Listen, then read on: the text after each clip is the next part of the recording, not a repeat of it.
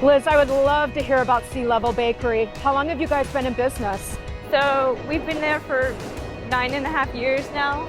Wow. So I say the same thing. Well, it's a long time.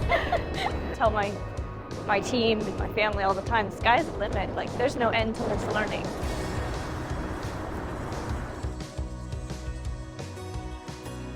This is kind of like our living room in a sense, like Jason and I's space where we welcome people and serve them and look out for their needs. There's just a ton of enjoyment involved with serving people, being in someone else's life, even if it's a small moment with food, drink, whatever it is. And sometimes it's a mom with her kids and she's worn out and tired, and we get to meet her in that moment. This is their space too. We want them to feel as comfortable as possible. I love that. That's what I feel here. It's a sense of community. Yeah. All right, Let's show make me some your biscuits. biscuits. Yay! So I think one of the greatest things that I ever figured out learning to bake was how much work you can do ahead of time just to make the actual bake-off experience fun and put together. In our case, we're gonna have our dry bag already. The flour, the baking soda, the baking powder, the salt. It's all gonna be in a bag ready to go. So I have it right here. We'll grab a whisk and whisk it up. So I love that. That's the art of mise en place right there. Mise en place, yes. Yes. You want to put it in place. Yeah. So I did save out the butter. So I like to find my 1/2, 3/4. And we'll take this piece and put it to the side. And we'll go ahead and cut it up. Okay. And your butter is nice and cold. It's really cold. Yeah, Yeah. it's been in the fridge, lives in the fridge, and you can have it in the freezer from this point forward. If you were to toss this in the bag, kind of coat it up, throw it in the freezer for even 20 minutes, your butter will be much colder. Yeah. No, that's a great tip. I think this is one of the areas where people tend to go wrong. So I'm hoping that when people see this, they're gonna kind of realize where they're missing it. Yeah. Because this is a simple recipe, It's but it's so also simple. easy to mess it up. So easy. Don't forget to whisk up your dries, breaking up any little clumps of baking soda and baking powder. So super important. Just kind of like toss that around in there. See, now we're ready. You can just throw this in the fridge, the freezer, and we're ready to go the next So day. all that butter is coated now with that dry mixture, so it's not all clumping together. Exactly. That's perfect. Okay, shall we do this? Let's do Okay, it. here we go. It's my favorite part. It's the dump it in. So in my kitchen, I love dump and go kits. So everything's a dump and go around here. So we're gonna get the dries going, pop it on, and we're gonna go up. You can feel the butter still tight when I pulled it up. I'm gonna kind of go low, that's speed 2. Anything faster, you start getting a storm cloud. You'll end up Back wearing down. it. You're gonna wear it. Yep. So biscuits, we want to keep them cold the whole way, and I think that's the #1 ticket to winning in the biscuits. Yep. Besides shaping them without touching them. Exactly. Yes. Less is more when it comes to making a biscuit or a scone. Yes, or a scone. You Yes. can't. I always tell my bakers, just look at it. Just look at it and make a biscuit. Yeah. No, you're 1,000% right. You can work it too much, you start melting the butter, and it Yep. defeats the purpose of what you're doing. You got to keep it as cold as possible. Yeah. So we're getting cold butter, cold flour, cold baking soda powder, and salt. All of it in here going. So when I'm looking at prep on here, I want to see some of the butter. I love seeing those shards. If you go too far into sand, then you lose that fun texture and those layers that are created in the oven. Wouldn't you agree? Yes, absolutely. Yes, you need to see discernible little chunks of butter in there. All right, I think we're there. All right. Are we ready to add the buttermilk? Let's do it. Okay. So I have it all measured out. It's so perfectly ready. All in. And a couple pulses around the bowl. And I'm gonna go around just until I can see the bottom, and there's a little dries left down there. There it is. But we're gonna make 2 biscuits today. We're gonna do like a sweet jam biscuit. It's just real simple, just Yum. with a well of jam in the middle. And today we're gonna use one of my favorite jams. We're gonna use Marionberry.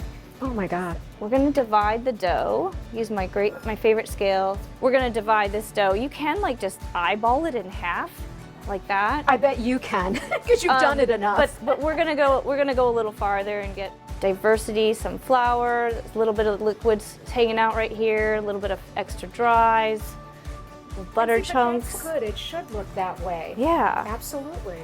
And then we're gonna take this bit. This is like the other half. We're gonna throw the cheese and some green onions and black pepper in this one. And that's like our classic sea-level cheese biscuit. Okay. And you can do anything though. You can choose whatever you want. You got jalapenos and pure cheddar or whatever you want. Sure. I like what you said though. Yeah, it's gonna be great. Cheddar, black pepper, and green onion. That sounds awesome. And let's grab a little bit of bench flour. Just hang that guy out here. Gonna need that. All right, and then we're gonna just take our dough and put it out here in front of us. And see, that's how it should look. Yeah. If it looked more cohesive than that, it's overworked. You would be like, oh, we've already gone too far. And in that case, I can't layer it up. So the favorite part about a biscuit is like creating those layers that you can just kind of peel apart. So we're gonna have a little diversity in here with like a little bit of dries. But once we fold it a couple times, it's going to be just It'll fine. come together. Yeah, you just have to not worry about it. This is where a lot of people get it wrong. I think they look at that and they're like, well, I need to add more liquid, obviously. No, you don't. Yep, let's just wait right there and just see what happens. So let's try it out. Make sure I have a little on top, not too much because I want to create you want your layers. They need to be able to stick, so not too much flour. So I'm going to use my bench knife to just do the pressing because it's colder than my hands. And then we'll just fold it in half. And once again, just press it down. And you can see the texture evolving with every fold. And that's what's so important about knowing your flour and how it behaves. And you get to do that by practicing. So make biscuits often. Yeah, there you go. Practice makes perfect. Right? Yeah. So I can feel like it's still a little soft. We're going to do one more fold. So generally, how many folds do you do, or do you just let the dough tell you how many folds you're going to do? I like to let it tell me. Okay. But because it might have gotten a little extra in here. Okay. Or it might have gotten not enough. So in that case, I might, do, today it's a 3-fold day. Okay. Tomorrow, it could be a 4-fold day. The cheese biscuits usually are less folds. Okay. And today, my goal is to get 2 folds in and like have the cheese dispersed. Okay. It's going to be exciting. So, and one thing you can do is you can watch for the dough. When you press in it, it should a little spring back. And there's a tiniest amount of spring back. I don't want it to fully return on me though. Yeah. That would be too much. Yes. But no, you're right. That's absolutely perfect. All right, so we'll give it a pat down.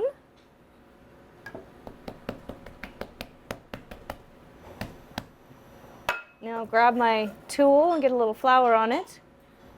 And I like to measure the height of my biscuit. You get it too tall of a biscuit and it'll want to slouch over or tip over on you.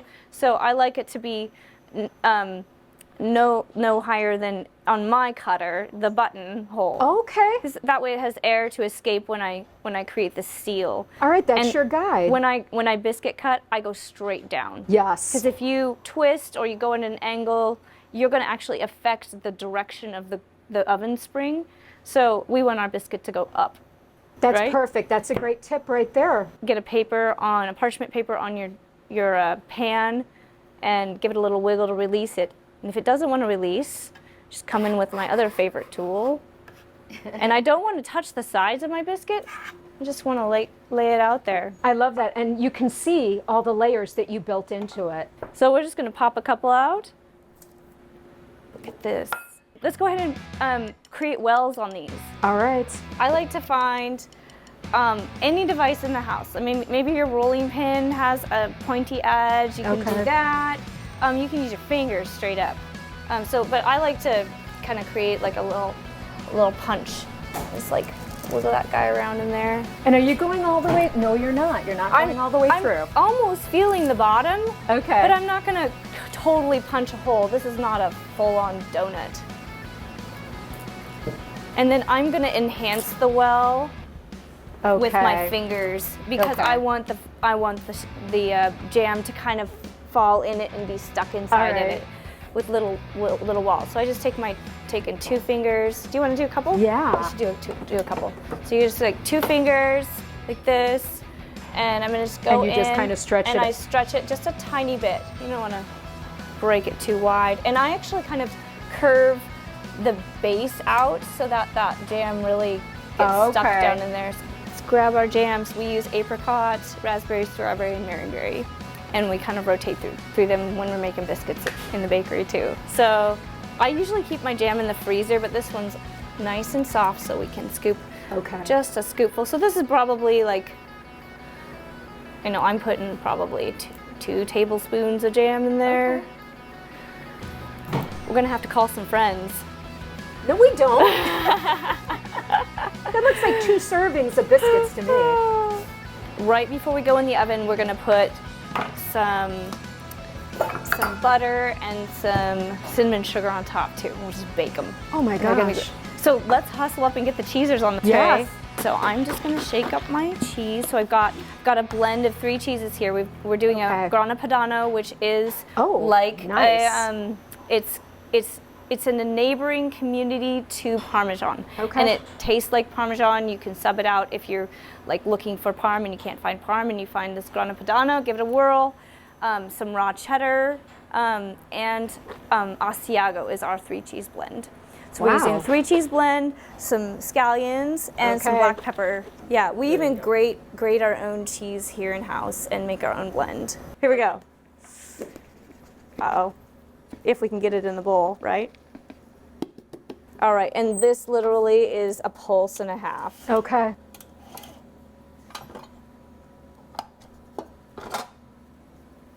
There we go. Wow, I just got a whiff of the cheese. I know, right? Oh. Yeah, that's a great combination. And we're just gonna roll it right out onto our floury bench. Here. Yeah, just a tiny bit. I like that you're not skimpy with the cheese. That's amazing. Yes. I love that. So just a tiny bit of flour. The cheese is almost gonna behave like flour on my bench too. Okay. For these 2 folds, I'm gonna try to fold it in 2. So I'm gonna squeeze those sides together, use my pressure that down, and decide where we're gonna fold it. I'm gonna fold. Okay. And you know, honestly, I'm like hoping I can stop right there. Just flip that over and check the other side. We can do a halfie. We can do like a slight fold. Just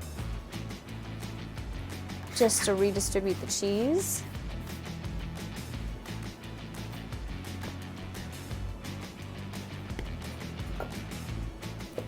There it is. Oh my gosh. These are going to be outrageously good. I think you could do BLTs. Oh yeah. I think there's so many different things you could do. There's that little 90-degree turn, looking for a happy surface. Couple last ones. All right, let's butter them and get them in the oven. They're ready. All right, here's our melted butter. And why not a little more butter, right? It's just part of the finish for me. Yeah. And it's funny, if we forget to do this or you miss one, as a baker, you'll see it and it will stand out to you. Or if you forget to shake some cinnamon sugar on top, it makes a huge difference. Somehow the biscuits don't look right. And I grab my the final touch. And I bury it. So I bury that jam so you can barely see it. That's beautiful. Oh my gosh. Love it. All right. All right, you ready? Let's do it. Here we go, up and in. Let's put them right there. All right, and we're away. To 12 minutes, we'll turn the pan in 12 and they'll be ready. This is my favorite part. Oh yes. There it is, the diversity journey. Those are gorgeous. Oh geez, you can see the one I did. Yeah, nice. Look, He has personality. See, look at all these like edges. They speak to you. You know, you're like, I wonder where I should even start. It's amazing to me that this jam was buried under cinnamon sugar, and now the jam is just up front and personal. I love that. Oh, it smells so good in here too. All right, so how do you know when these are done? So 12 minutes and 12 minutes. So a 12 minutes turn, 12 minutes pull, and you can like touch them. These don't have like a lot of give right off the top, but obviously they're going to be really hot right now. You could throw a thermometer in them looking for like that 212, but they're already cooling down. So flour bakes through at 212 Fahrenheit or 100 degrees Celsius. You'll know you're there. But for me, the color speaks done. I'm seeing golden bits. I can see in the cracks. I can see this like blonde but baked look. Okay. And when we go ahead and pry one open here in a moment, we'll be able to see the doneness. But they're still baking a little bit when you pull them out of the oven. That's why you got to watch that timer and be right at it when it goes off. Perfect. All right, Liz, I cannot wait one more minute. These smell insanely good and they look beautiful. There's one thing left to do.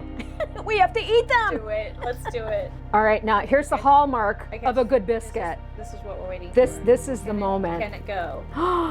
Look at that. Oh my gosh. That is so flaky and buttery. Look at those layers. I'm just as fascinated as you are. And look at the cheese pull. Look at that cheese pull. That. Oh my gosh. Okay. It's amazing. I'm not waiting one more minute. Taste it. Yeah, you guys gotta pull it. I love this. Mmm. It's so good. Mmm. These are my favorite. I feel like I need a minute. That is so good. I can tell you've made a few biscuits in your day. You know good techniques. You do. And you showed that when you were making these. I mean, it's all about the technique. So you've already got the great ingredients. You've got the really high quality flour, and then you just add your magic touch to it. In the middle. Oh my gosh, look at that. Oh. And you can use that little well. That crunch. It's the cinnamon sugar. It's right. It's the whole top of it. Yep. I haven't had the Mary Berry jam in the biscuit hot like this in a long time. This is like, just reminds me why I fell in love with this job. You know, there's nothing better than something fresh out of the oven. Nothing tops it. Liz, oh my gosh, this was absolutely phenomenal. Thank you for spending time with me. Absolutely welcome. I can't thank you enough for these. You're This was so welcome. Such a treat. And I hope that whenever anybody is in Cannon Beach that they make it a point to stop here because this place is phenomenal. Thank you so much. I love what you do and I love how you do it. And it was so fun hanging out with you. It's brilliant, and we're so delighted to have you guys visit and share our journey and actually like telling our story and telling a bit about our food and our passion. Wow, thank you. It was my pleasure.